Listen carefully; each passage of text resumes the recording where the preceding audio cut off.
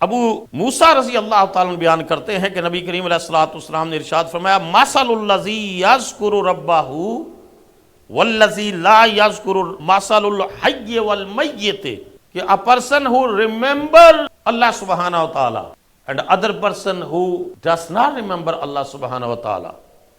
So example is given in hadith, they are alive and dead. A person who remember Allah subhanahu wa ta'ala is like we are living and we are alive.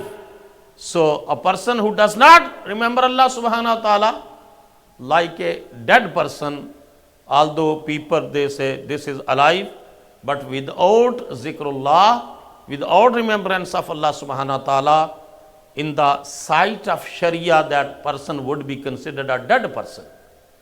تو جس طرح جسم کی غذا ہے کہ جسم کو پانی چاہیے، جسم کو کھانا چاہیے، جسم کو ہوا چاہیے، جسم کی طاقت بحال رکھنے کے لیے چیزیں چاہیے، اسی طرح روح کی طاقت جو ہے وہ اللہ کا ذکر ہے، اللہ کی یاد ہے، اللہ کا مبارک نام جپنا ہے۔ حدیث پاک میں آیا کہ جن 7 لوگوں کو اللہ قیامت کے دن اپنے عرش کا سایہ عطا فرمائے گا، ان میں سے ایک وہ شخص ہے وَرَجُلٌ ذَكَرَ اللَّهَ حَالِيًا فَفَاضَتْ عَيْنَاهُ، ایک شخص اللہ کا ذکر کر رہا تھا، اکیلا بیٹھا تھا، اللہ کو یاد کر رہا تھا، اپنے خالق اور مالک کی یاد آئی اور خدا کی یاد میں اس کی آنکھوں میں آنسو آ گئے۔ فرمایا میرے آقا نے قیامت کے دن اللہ اور اس کو اپنے عرش کا سایہ عطا فرمایا۔ تو اس اعتبار سے کر کے ہر حالت میں ذکر کرنا، اللہ کا ذکر کرتے رہنا۔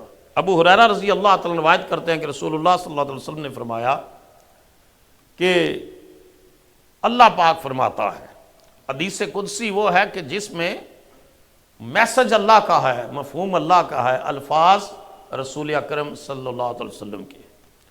اللہ تعالیٰ فرماتا ہے انا معہ اذا ذکرنی، جب بندہ میرا ذکر کر رہا ہوتا ہے میں اپنے بندے کے ساتھ ہوتا ہوں۔ یہ جو ہم صوفیاء کا پڑھتے ہیں کہ 20 سال جنگل میں اللہ کی یاد کی، دریاؤں کے کنارے رات کے وقت عبادت کرتے، تو انسان سوچتا ہے کہ ڈر نہیں لگتا ہوگا، مگر ان کا یقین اس درجے کا تھا کہ ان کو یہ پتا تھا کہ اللہ تعالیٰ فرماتا ہے انا معہ اذا ذکرنی، کہ جب میرا بندہ میرا ذکر کرتا ہے اللہ فرماتا ہے میں بندے کے پاس ہوتا ہوں، میں اس کے ساتھ ہوتا ہوں۔ فَإِن ذَكَرَنِي فِي نَفْسِهِ ذَكَرْتُهُ فِي نَفْسِي، اگر وہ تنہائیوں میں مجھے یاد کرتا ہے، اکیلا مجھے یاد کرتا ہے، ذَكَرْتُهُ فِي نَفْسِي، تو میں رب بھی تنہائی میں اس کو یاد کرتا ہوں۔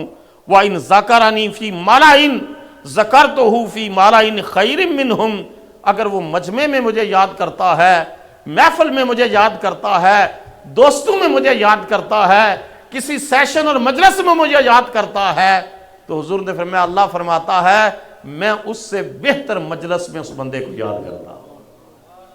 وہ فرشتوں کی مجلس ہو سکتی ہے، وہ انبیاء کی ارواح کی مجلس ہو سکتی ہے، وہ شہداء اور صدیقین کی ارواح کی مجلس ہو سکتی ہے۔ تو فرمایا تنہائیوں میں رب کو یاد کرنے والا اللہ بھی اس کو تنہا یاد کرتا ہے، اور مجموع میں رب کو یاد کرنے والا اللہ اس سے بہتر مجموع میں اس بندے کا ذکر فرماتا ہے۔ میرا ذکر مجھ سے بہتر تیری محفل میں، کہ میرا ذکر مجھ سے بہتر تیری محفل میں۔ تو کسی نے حضرت ثابت بنانی رحمۃ اللہ علیہ فرماتے تھے کہ مجھے پتہ چل جاتا ہے جب میرا رب مجھے یاد کر رہا ہوتا ہے۔ کسی نے کہا حضور آپ کو کس طرح پتہ چلتا ہے؟ فرمایا جب میں رب کو یاد کرتا ہوں میرا دل گواہی دیتا ہے ثابت اس وقت تو رب کو یاد کر رہا ہے، اللہ بھی اپنے وعدے کے مطابق اس وقت تجھے بھی یاد کر رہا ہے۔ تو اس وجہ سے کر کے پھر ذکر کی مجلس لگتی ہے تو فرشتے وہاں آ کر بیٹھ جاتے، اور پھر دوسرے فرشتوں کو جو ٹورسٹ اینجلز ہیں ان کو کہتے ہیں حلموا الی حاجاتکم، ادھر آؤ تم کس کو ڈھونڈ رہے ہو، یہاں آ جاؤ، یہاں اللہ کا ذکر ہو رہا ہے، اس مجلس میں بیٹھ جاؤ۔